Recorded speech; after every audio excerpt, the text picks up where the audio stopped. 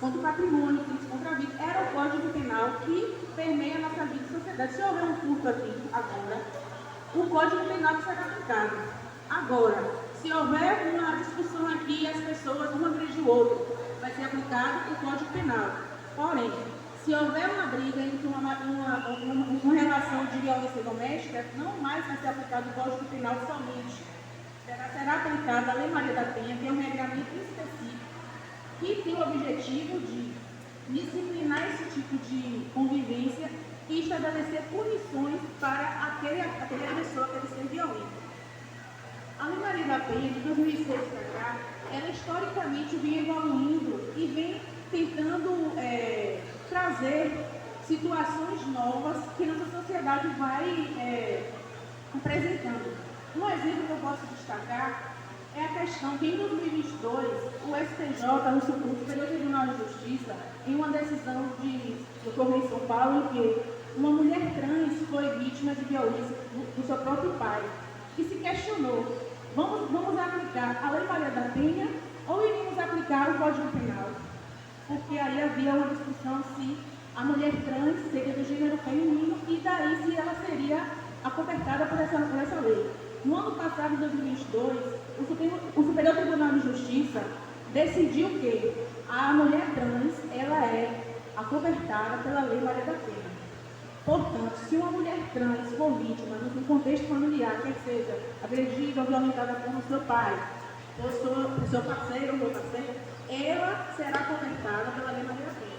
Então, a gente observa que há um avanço, de 2006 para cá, um avanço significativo em que a nossa sociedade está discutindo temas em que, muitas vezes, a lei ela não vai acompanhar 100% o que está acontecendo na nossa sociedade.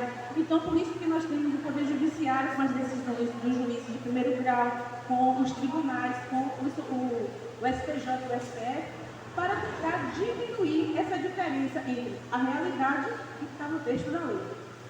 Trazendo agora a questão da Lei Maria da Penha mesmo, para a gente tratar um pouco dos crimes que estão previstos lá, é o seguinte: a Lei Maria da Penha, ela é como eu falei, uma inovação, uma lei referência no mundo. A Lei Maria da Penha é uma lei referência no mundo como de combate à violência doméstica. E nela, no seu artigo 7º, ela traz 5 incisos.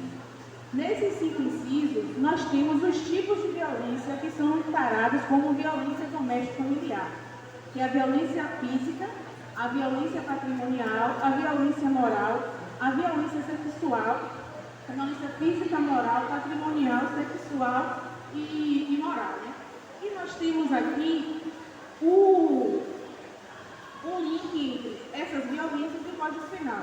A violência física seria a lesão corporal, a agressão, a tentativa de cárcere privado ou cárcere privado em si. A violência moral seria o quê? A injúria, a difamação, a calúnia, seriam os crimes contra a honra. Por exemplo, houver um xingamento, o marido está numa discussão, chama a mulher de feia, de vagabundo. Esse tipo de crime não vai estar lá na Lei Maria da Penha. Aí a gente vai ter que juntar e trazer o crime de injúria, o crime de difamação, o crime de calúnia que está no Código Penal. O crime patrimonial, a violência patrimonial, como seria isso? Por exemplo, a mulher trabalha e o marido retém dinheiro. Ele que controla a renda dela e diz como ela vai gastar o dinheiro. Ou então, ela compra um celular, não acontece muito, ela compra um celular, numa briga, ele vai e quebra o celular.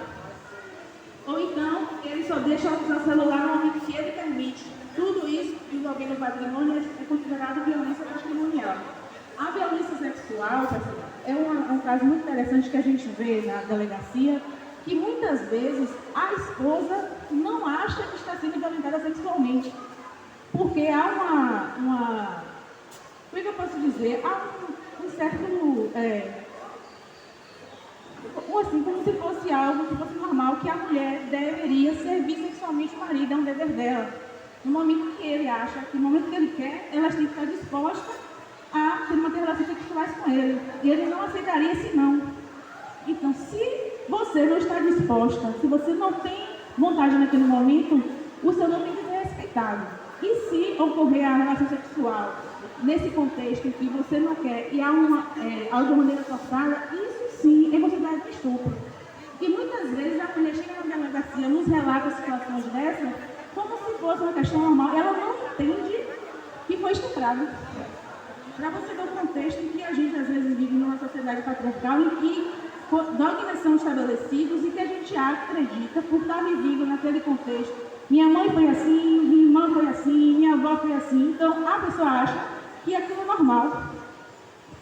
Quantas vezes a vítima chega na delegacia contando um contexto desse? Quando a gente vai conversar para tentar desmistificar esse tipo de conduta, ela diz não, ele só me xingou, ele só queria, eu não queria, mas ele é meu marido, não é? Não há um entendimento de que a sua vontade também tem que ser respeitada. Um relacionamento é feito de uma comunhão de vontades. Se um não quer no momento, o outro tem que respeitar. Porque senão já é considerado uma violação. E a partir daí, por incrível que possa parecer para algumas mulheres, ela estará sendo estuprada. Então é difícil a gente conseguir, muitas vezes, combater esse tipo de crime, porque ele ocorre dentro de 4 paredes. Muitas vezes não, na maioria das vezes não tem testemunhas, não tem provas. Se a mulher grava alguma coisa no celular, o marido quebra o celular, destrui algum indício de prova. Então, nesse tipo de crime, o que é que nós, da polícia, do Poder Judiciário, do Ministério Público, fazemos?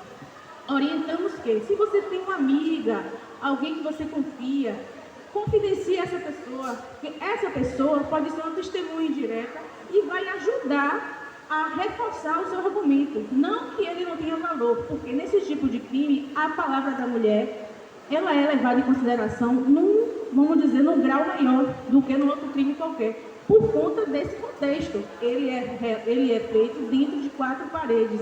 Muitas vezes a testemunha é uma criança, que não tem como nós, da polícia, fazermos uma oitiva de uma criança e ter validade. Por quê? Ela tem que ser uma ouvida assistida, uma ouvida especial. Ela só pode ser ouvida no contexto do Poder Judiciário. Então, da ação da polícia até chegar na justiça, há um lapso temporal.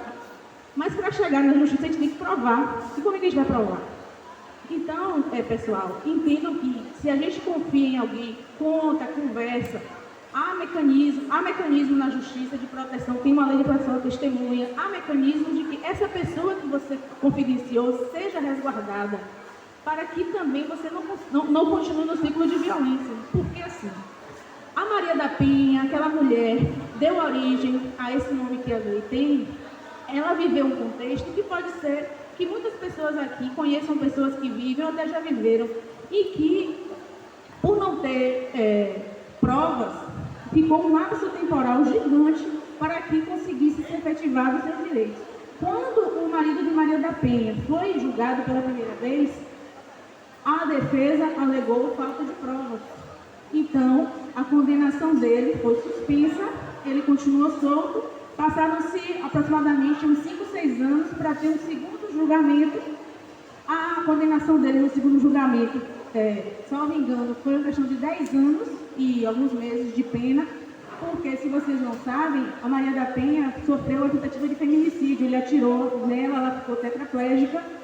Depois, ela voltou para casa, ele tentou eletrocutá-la enquanto ela tomava banho, por conta da dificuldade de locomoção, e ele foi julgado por esses crimes. Nesse segundo julgamento, que ficou por 10 anos que ele foi condenado por 10 anos e 6 meses, ele saiu do tribunal pela porta da frente, porque a defesa novamente alegou vício nas provas. É por isso que é importante que a quebra do ciclo da violência e que as pessoas denunciem, que as pessoas falem, porque nós da polícia, que somos da polícia judiciária, que é a polícia que faz a investigação, temos os elementos e as condições para que possamos formar o arcabouço probatório, para que no futuro esse homem seja condenado e venha a sofrer as reprimendas do Estado, né? Como eu vinha falando, a Lei Maria da Penha, a violência doméstica e familiar, ela é considerada uma violação dos direitos humanos, dada a importância desse tema no mundo inteiro.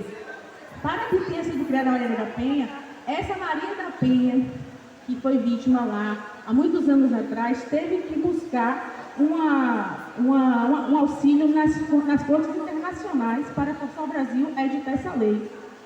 Então, de lá para cá, muita coisa melhorou, porém, temos essa dificuldade, pois a pessoa, para entender que está sofrendo violência, é um pouco complicado. Por quê? O que acontece na violência doméstica? Ela tem um ciclo da violência.